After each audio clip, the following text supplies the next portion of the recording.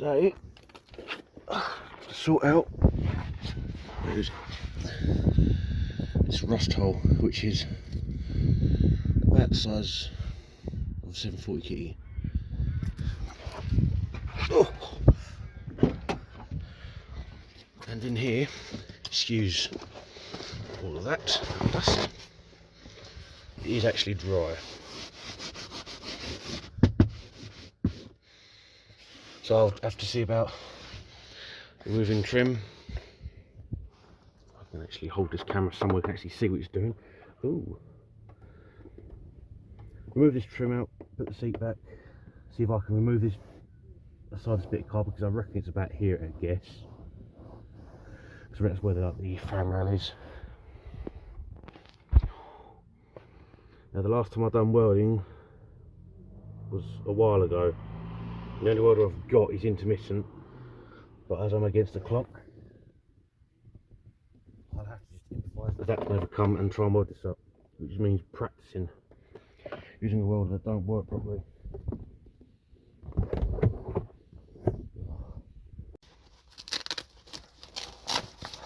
This is my trim removal set that I got a while back, which I actually forgot all about. That's the clock from the N8 Turbo video.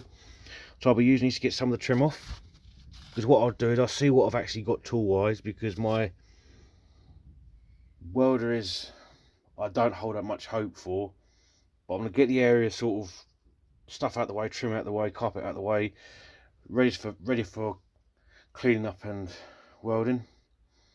And if I realise I can't do it, I'll just get someone from outside to do it. Silence!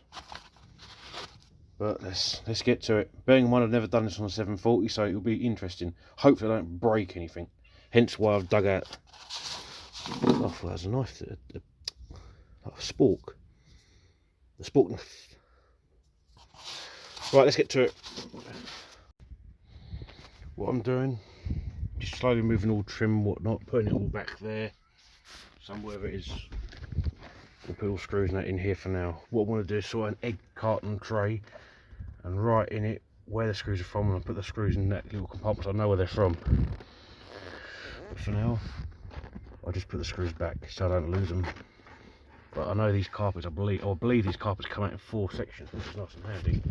So I think this one ends about here. But judging by how it is, I might be able to get it out, the carpet out, if I take the seat out, which I really don't want to have to touch. But even looking in there, like seeing dust down the bottom, that's a good sign to me. It shows that it's not moisturised, to make any sense in there. But obviously this carpet could be holding up a lot of sins.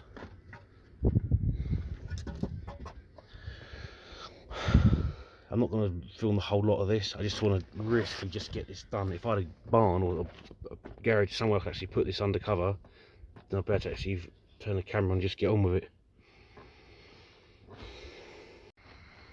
Right, carpet out. That's nice and simple. Didn't need to take the chair out or adjust anything.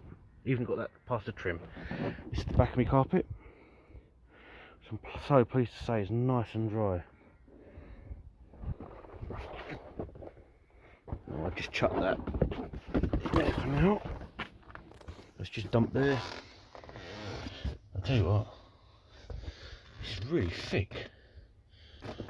Petrol. So can anyone in the comments tell me if the diesel's any different? But this feels dry, but obviously this is really thick stuff. I don't know how I'm going to get this stuff out, but the offending area is roughly here.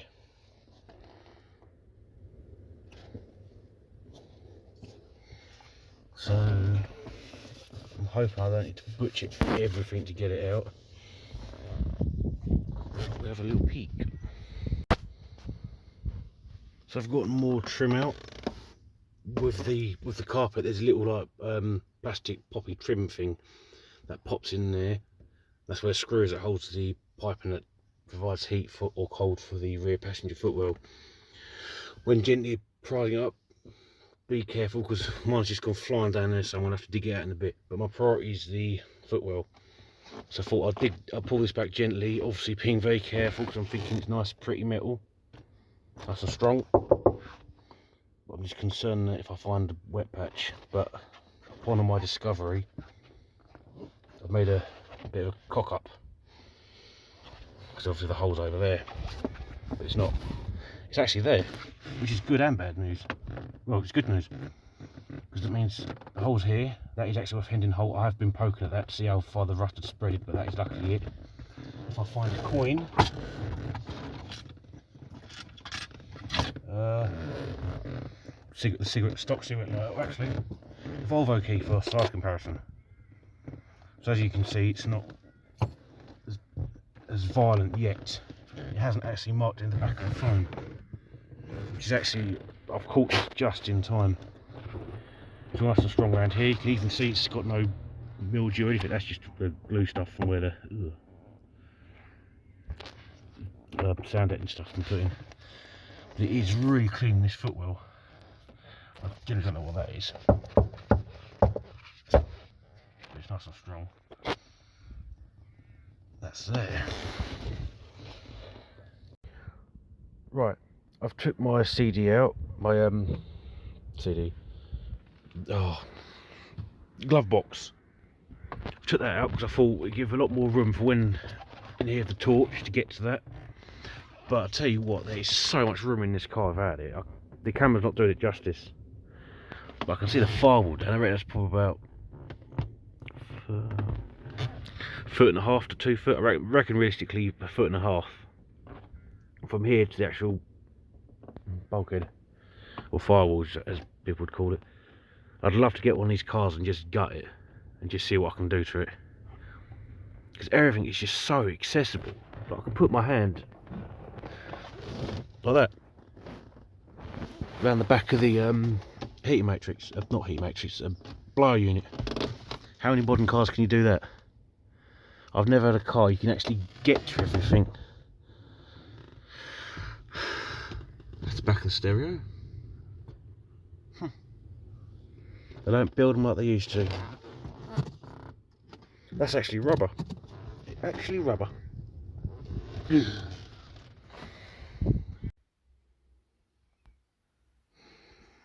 And carrying on for what I say about practicing, this is the welder that I'll be using. I can't really get a better angle of this because I've got no room to move. But this is it. It's old stick welder. When I say old, we're in 2021. Well, this is what I mean when I say old. For anyone abroad, this is a British standard plug that was outlawed, I think, in 1992, because the safety plug has little black bits here. I probably can't find a epoxy plug to show you. One sec. Here's a modern plug. This is what I mean. If I get that off, you've got the two little black bits on the neutral and live. On this one you don't. So this is an old plug. Pure old school stick welder. So I want to try and familiarise myself with this. Wouldn't bet this thing's probably just as old, if not older than me. Practice makes perfect. What I've done is a nice thick bit of metal to start with. I found a odd wheel at the side of the road, as you do. Camera's not showing that properly, but I have actually cleaned this area. Just haven't wiped it. And practice doing some beads on there, or some lines, as I'd say. Let's just hope this thing don't blow me up.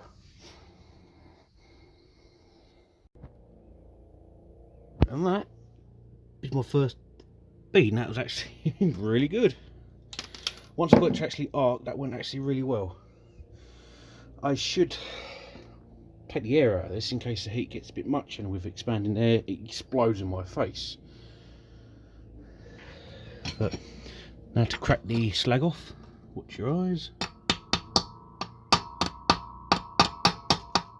Oh, that is actually quite nice. I need a white brush.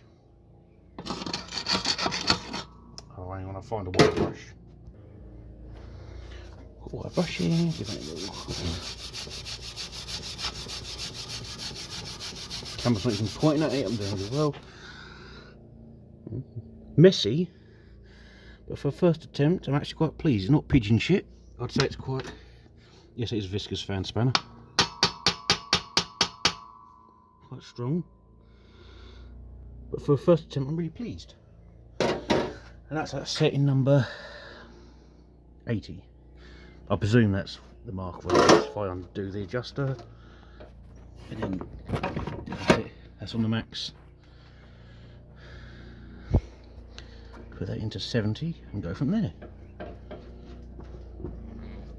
Oh well, that's attempt number 1.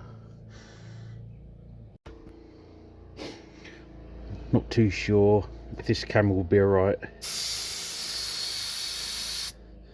if I had it on record while welding. I don't know if that would hurt the camera. But let the air out, it's just quite a bit off. This tire actually found inside of a lay-by.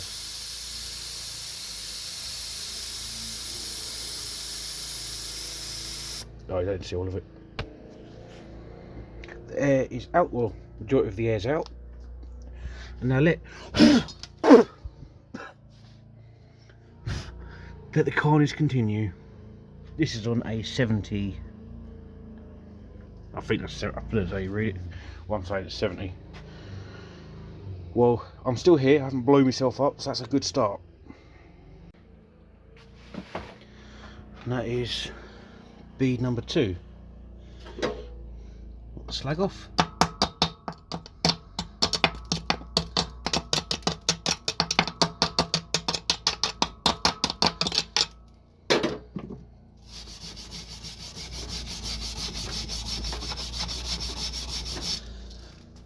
Not going to blow it because it's really hot, but that's a, what is it?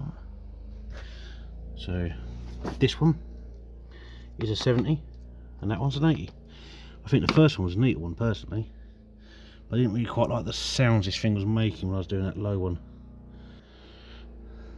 I'm sure people in the comments will hammer away at the keyboard saying about how terrible I am, what are you doing, what do you fat people know, etc. But we've all got to learn somewhere. But I want to do it slightly different and actually film the process, not just fixing the cars, etc. on bikes. But obviously any suggestions or tips I would appreciate, because obviously I'm messing with electrical stuff. But yeah, we've all got to learn somewhere. Any tips that people would suggest. I am dragging because I believe the stick you got to drag. That's what I've always done anyway. I'll do another one actually in push and see how that turns out. I'll try it on there. The hardest part I find is getting the stick to actually arc. Usually just getting it stuck. I had to stop because I kind of set fire to the tyre and I've just stuck an exhaust through the screaming mask. So we're doing well, as you can see. It's actually quite neat. And that was a push one.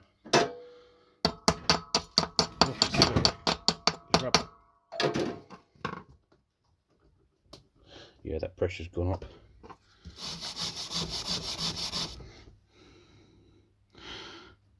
Actually quite neat. And that's at 80. Gluing.